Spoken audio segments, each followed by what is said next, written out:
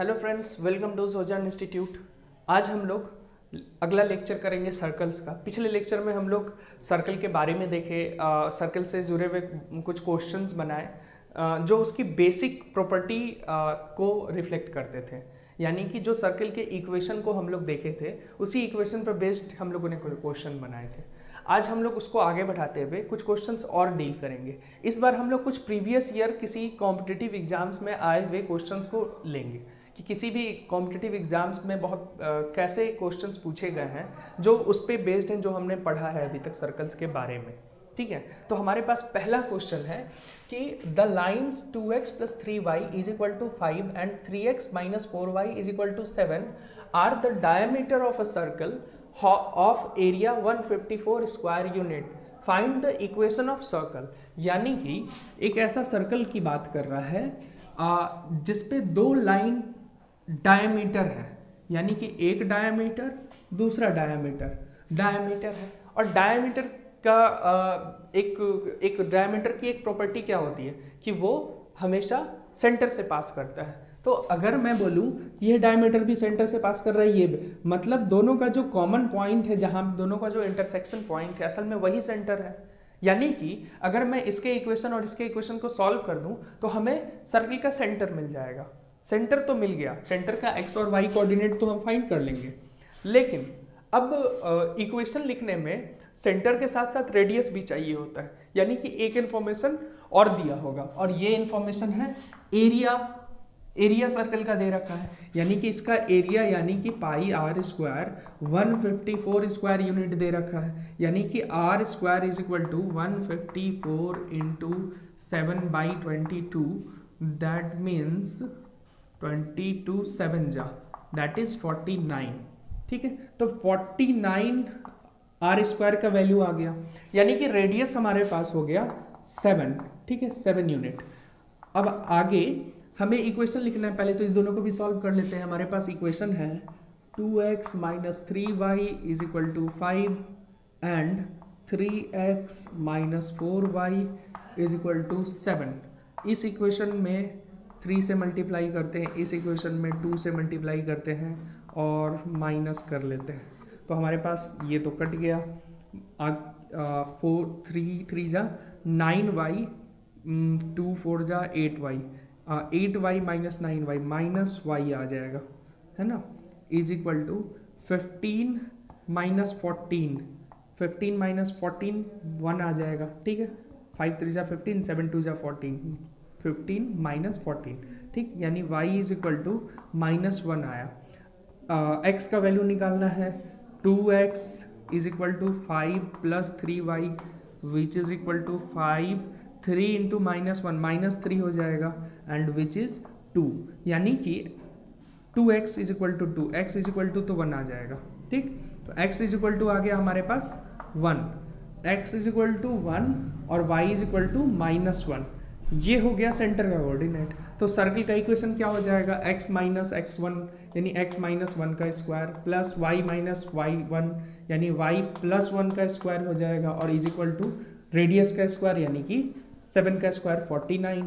और यही हमारे पास इक्वेशन ऑफ सर्कल आ गया। ठीक है, इस तरह से हम लोग देख सकते हैं इक्वेशन ऑफ सर्कल हम लोग आसानी से निकाल सकते हैं। हम लोग सेकंड क्वेश्चन की तरफ चलते हैं।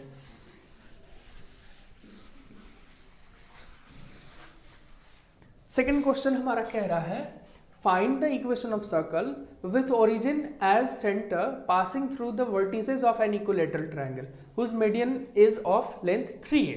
यानी कि एक ऐसा इक्विलेटरल ट्रायंगल से होता हुआ सर्कल बनाना है, एक ऐसा सर्कल बनाना है जो इक्विलेटरल ट्रायंगल के वर्टिसेस से पास करता हो। ठीक, और इसका जो मीडियन है वो 3a है।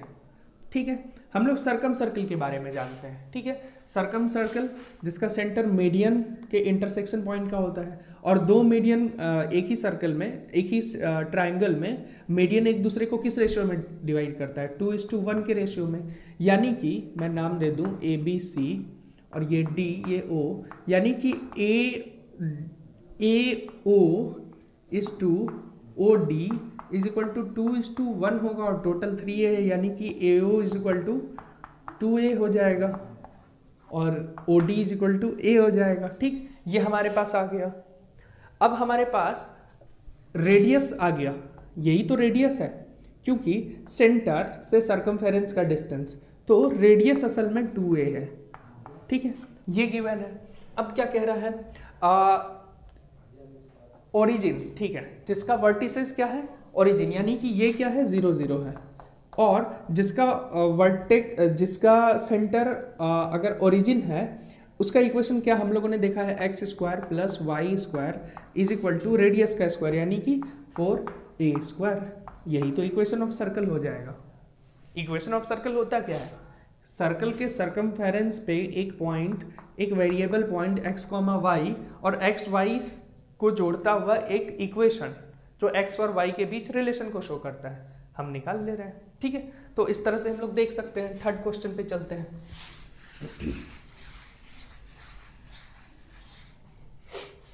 क्वेश्चन नंबर 3 है, the abscissae of points a and b are the roots of the equation x square plus 2ab minus P square is equal to 0 and their ordinate are roots of y square plus 2by minus Q square is equal to 0। Find the equation of circle having ab as a diameter. यानी कि एक point, दो point दे रखा है a और b, एक point है a, दूसरा पॉइंट है b। ठीक है, a और b दो पॉइंट दे रखा है और कह रहा है कि a का जो एब्सिसे यानी कि x कोऑर्डिनेट को एब्सिसा बोलते हैं, y कोऑर्डिनेट को ऑर्डिनेट बोलते हैं। तो एक क्वाड्रेटिक इक्वेशन दे रखा है जिसका रूट्स a का एब्सिसा और दूसरा b का एब्सिसा है। ठीक है, यहाँ पर रेस्पेक्टिवली लिखना चाहिए था क्योंकि कौन किसका ये पता नहीं चलेगा, है ना। ठीक है, तो कोई नहीं, ऐसे भी कर सकते हैं। a और b का रूट्स ये होगा, यानी कि एक्स स्क्वायर, यानी कि इक्वेशन है X square plus 2ab plus minus P square is equal to 0। ठीक है, और इसका जो एब्सिसा है यानी कि x के दो वैल्यूज मिलेंगे, क्योंकि ये क्वाड्रेटिक इक्वेशन है, दो वैल्यू मिलेगा। तो एक वैल्यू होगा जो a का कोऑर्डिनेट होगा, दूसरा वैल्यू होगा जो b का कोऑर्डिनेट होगा। तो क्वाड्रेटिक इक्वेशन को हम लोग सॉल्व कैसे करते हैं, तो ये हो जाएगा x is equal to minus b, x छूट गया है क्या, हाँ यहाँ x होना चाहिए था जो छूट गया है क्वेश्चन में। ठीक है, यहाँ पे x होगा माइनस b यानी कि 2ab plus minus root under b square यानी कि 4a square b square minus 4ac 4p square plus 4p square, क्योंकि c का वैल्यू माइनस p स्क्वायर है, 4ac होता है बाई 2a, 2a खत्म। ठीक है, 4 4 2 बन के बाहर निकलेगा, 2 इसमें से भी बाहर निकलेगा और 2 2 ऊपर नीचे कट जाएगा, तो बचेगा हमारे पास minus ab plus minus root under a square b square plus p square. ठीक है, अब कुछ नहीं कर सकते, इतना पे ही छोड़ना होगा। एक x कोऑर्डिनेट होगा इसका, एक x कोऑर्डिनेट होगा इसका, एक का x कोऑर्डिनेट मान लेते हैं minus ab plus root under a square b square plus p square होगा। ठीक, और दूसरा इसका x कोऑर्डिनेट, और इसका x कोऑर्डिनेट हो जाएगा minus ab minus root under plus root under, हाँ ठीक माइनस प्लस वाला तो ले लिया हमने, minus a square b square plus p square. ये हमारे पास इसका x कोऑर्डिनेट, y कोऑर्डिनेट अभी हमें फाइंड करना है, y कोऑर्डिनेट हमें अभी फाइंड करना है। अब y कोऑर्डिनेट फाइंड करते हैं, y square is equal to 2by minus Q square. ठीक है, अच्छा क्वेश्चन में चलो यहाँ पे x कुछ भी हो सकता है, अभी जो क्वेश्चन है उसके हिसाब से चलते हैं। y स्क्वायर यानी कि y कोऑर्डिनेट, ये जो इक्वेशन है ये ऑर्डिनेट बता रहा है, इसका जो दो रूट्स होगा, है ना, इसका ये भी एक क्वाड्रेटिक इक्वेशन है, इसका दो रूट्स होगा, इसके y कोऑर्डिनेट्स को शो करेगा। ठीक है, अब देखो इसमें ये नहीं लिखा है कि कौन किसका है, असल में मैंने क्वेश्चन जहाँ से उठाया वहाँ 4 ऑप्शन थे, है ना। अब इसका y का जो कोऑर्डिनेट्स निकलेगा ये भी तो 2 निकलेगा, y का जो रूट निकलेगा वो तो 2 वैल्यू देगा, 2 वैल्यू में पहला इसका होगा या पहला इसका होगा, है ना, ये कहना अभी नहीं हम लोग बता सकते, लेकिन 4 ऑप्शन है, ऑप्शन के हिसाब से फिर हमारा आंसर आएगा, तो वहां से हम लोग चेक कर सकते हैं। अभी मैं मान के चल रहा हूँ एक कोई भी इसका ले लेंगे, एक कोई भी उसका ले लेंगे। तो इसका ये इक्वेशन है हमारे पास y square plus 2by minus Q square is equal to 0, और यहाँ से y का वैल्यू आ जाएगा -2b plus minus root under B square 4b square minus 4ac plus 4q square by 2। यहाँ से भी 2 कॉमन निकल के कट जाएगा, तो -b plus minus root under 4b square, 4 तो कट जाएगा, b square plus q square, ये आ जाएगा। ठीक है, तो हमारे पास आ गया y कोऑर्डिनेट ले लेते हैं -b plus root under b square plus q square, और इसका ले लेते हैं -b minus root under b square plus q square. ठीक है, ये हमारे पास हो गया। अब ये जो 2 पॉइंट है ये डायमीटर है एक ऐसे सर्कल का, उस सर्कल का इक्वेशन हमें फाइंड करना है, यही कह रहा है ना, एट द रूट्स ऑफ इतना, और एक ऐसे सर्कल का इक्वेशन फाइंड करना है जिसमें ए बी जिसका डायमीटर हो। अगर ए बी डायमीटर है तो डायमीटर फॉर्म ऑफ इक्वेशन हम लोग लगा देंगे। डायमीटर फॉर्म ऑफ इक्वेशन क्या कहता है कि डायमीटर कहीं भी सर्कल पे 90 डिग्री एंगल बनाएगा, तो इस x, y के बीच हमें रिलेशन खोज देना एक वेरिएबल पॉइंट लेकर के। ये कैसे होगा, इसका स्लोप इंटू इसका स्लोप इज इक्वल टू -1, ये निकालना तुम लोग, है ना। जैसे x y ये हम अभी लिख देते हैं x1 y1 और इसको x2 y2। ठीक है, तो इक्वेशन क्या हो, इसका स्लोप हो जाएगा y minus y1 by x minus x1 into इसका slope y minus y2 by x minus x2 is equal to y minus y2 by x minus x2 is equal to -1। इसमें value put कर देंगे और जो भी आएगा वो हमारा इक्वेशन हो जाएगा। ठीक है, मैं नहीं पुट कर रहा हूँ क्योंकि ये बहुत लंबा हम लोग का आया है ना। यहाँ पे y1 के x1 और y1 के जगह ये दोनों हो जाएगा, x2 और y2 की जगह ये दोनों हो जाएगा। ठीक है, इस तरह से हम लोग थर्ड क्वेश्चन भी बना सकते हैं। अब अगले क्वेश्चन पे चलते हैं, फोर्थ क्वेश्चन पे, इसको रब कर रहा हूँ।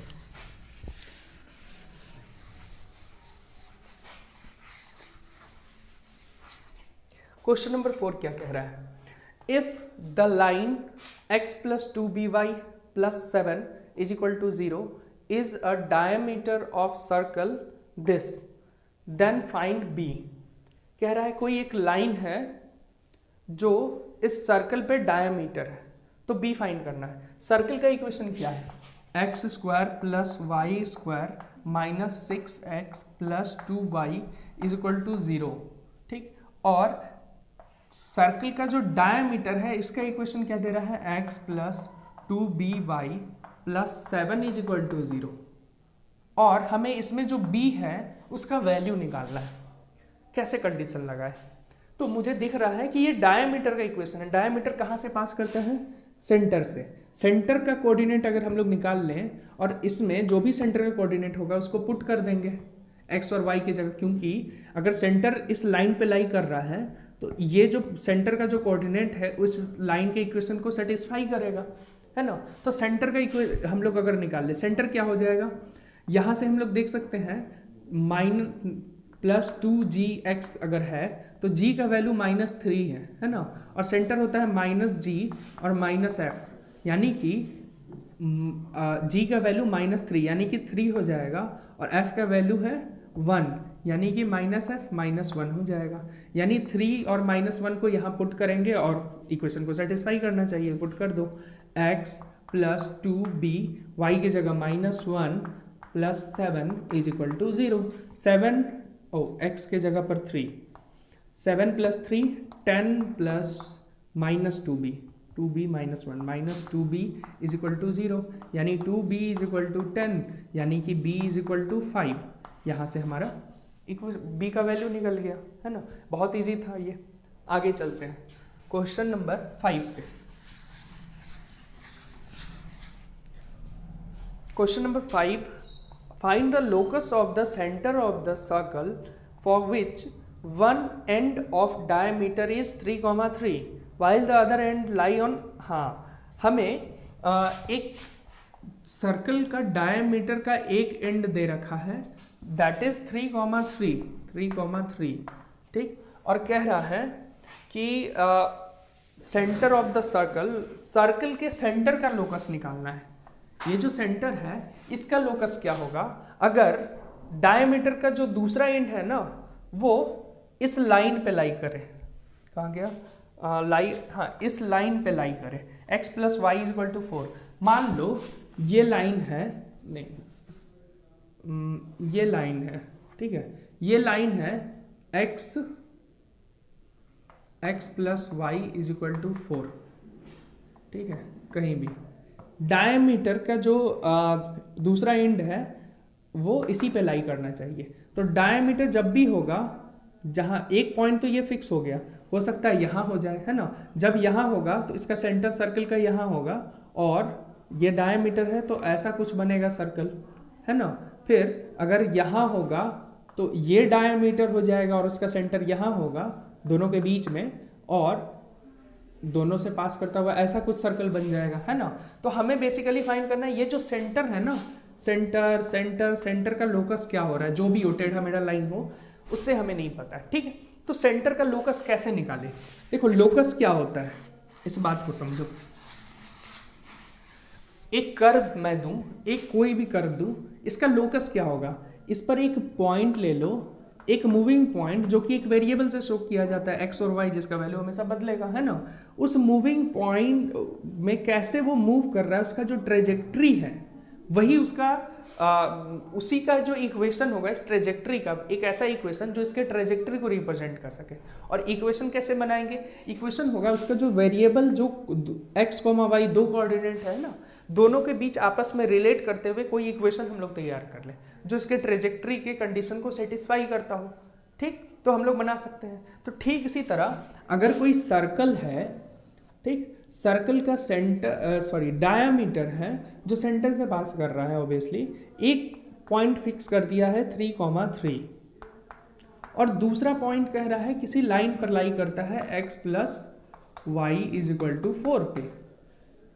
तो एक ऐसे सर्कल का, इसके सेंटर का आप लोकस बताओ। सेंटर का लोकस, मान लो सेंटर का कोऑर्डिनेट जो वेरिएबल पॉइंट है वो है h, k, ठीक है, h और k हमने कोई वेरिएबल पॉइंट मान लेते हैं, h और k इसलिए मान रहे हैं, h और k ही ट्रेडिशनली माना जाता है, ठीक है।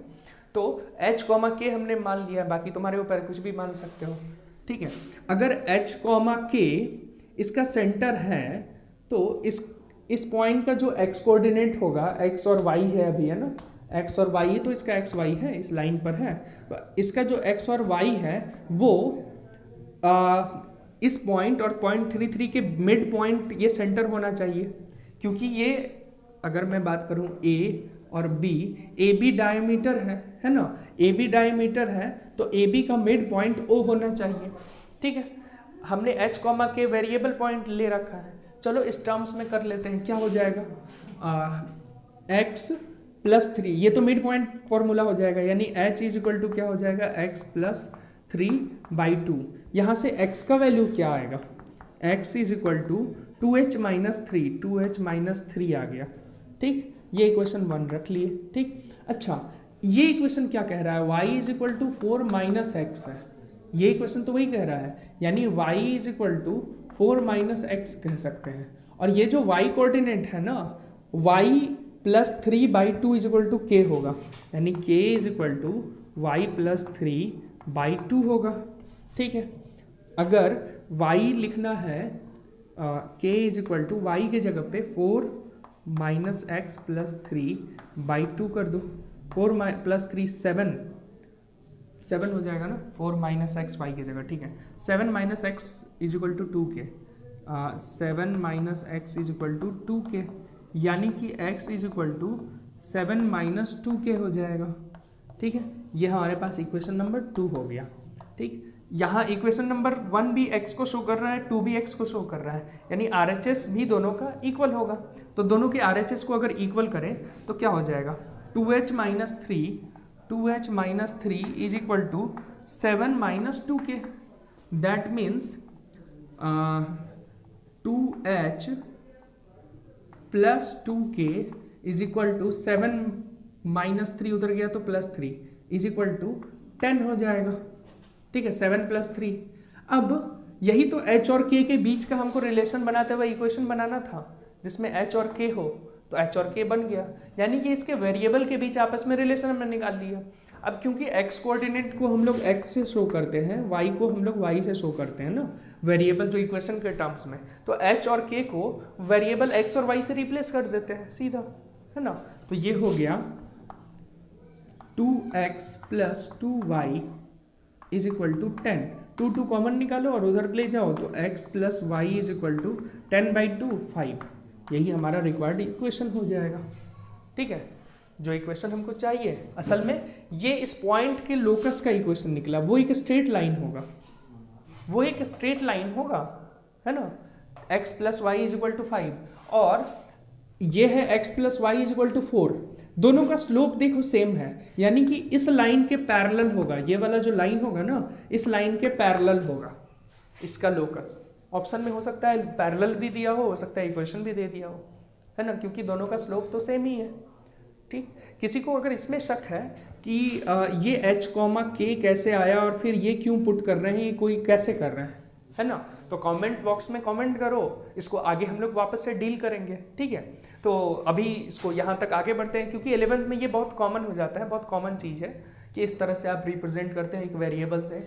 मैंने x कॉमा वाई ही क्यों नहीं माना, क्योंकि x कॉमा वाई ऑलरेडी एक था हमारे पास यहाँ पर, इसको भी x कॉमा वाई मान लेते कंफ्यूजन हो जाता, सेम नहीं मान सकते। ठीक है, सेम आप मान लोगे तो गड़बड़ हो जाएगा, लास्ट में आप h कॉमा करके k करके लास्ट में आपने पुट कर दिया। ठीक है, आगे की बात करते हैं, आखिरी क्वेश्चन पे आते हैं।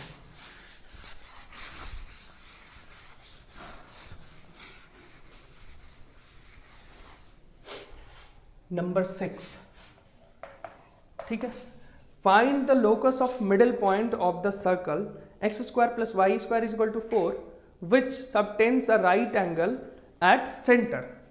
ठीक है, यानी कि एक ऐसे, अब देखो यहां भी लोकस फाइंड करना है, find the locus of middle points of the circle this which subtends right angle at the centre. एक सर्कल है, ठीक है, जिसका एक कॉर्ड है, ठीक है, middle points of the circle. एक मिनट, मुझे क्वेश्चन देखना होगा, इसमें कुछ गड़बड़ है। कॉर्ड की बात जहां तक मुझे याद आ रही,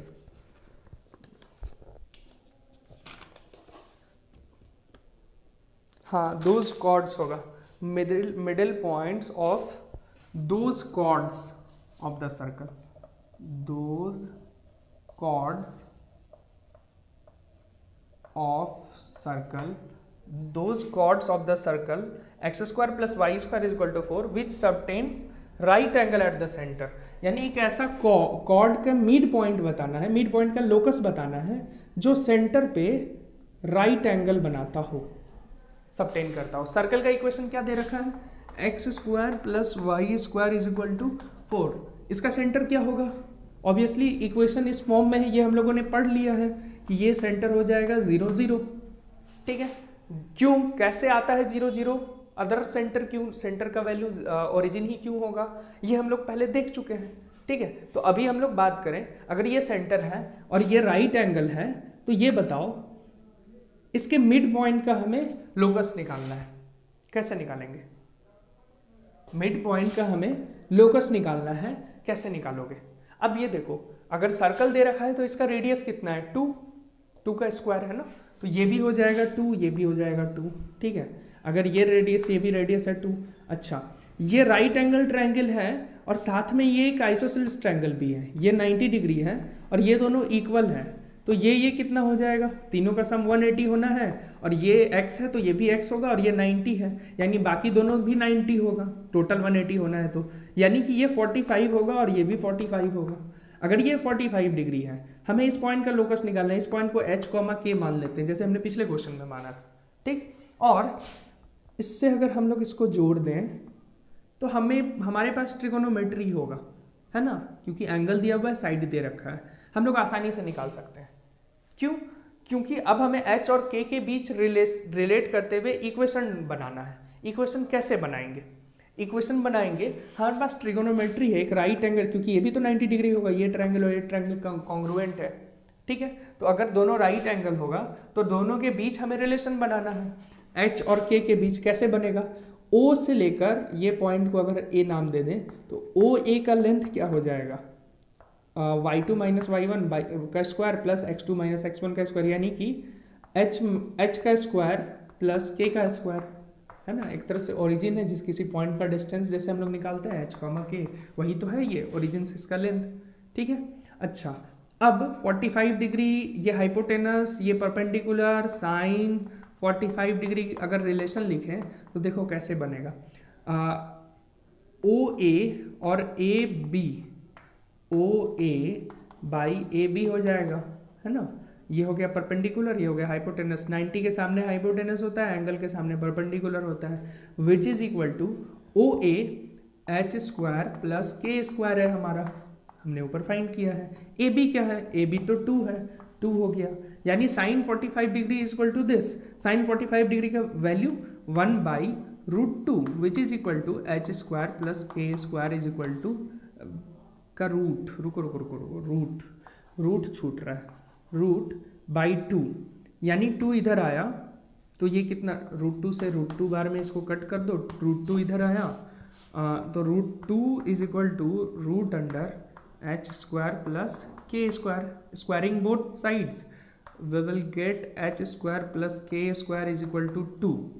नाउ एच और के को हम रिप्लेस कर देते हैं एक्स वाई से, क्योंकि इक्वेशन हम लोग एक्स वाई के टर्म्स में आमतौर पर रिप्रेजेंट करते हैं। तो एच तो एक्स कोऑर्डिनेट है, तो X square plus Y square is equal to 4, यही हमारा इक्वेशन बन गया, रिक्वायर्ड इक्वेशन, है ना। यानी कि इसका जो सेंटर का जो लोकस होगा ना, वो भी एक सर्कल होगा, हैविंग कॉन्सेंट्रिक सर्कल, क्योंकि इसका भी सेंटर 0 0 है ना।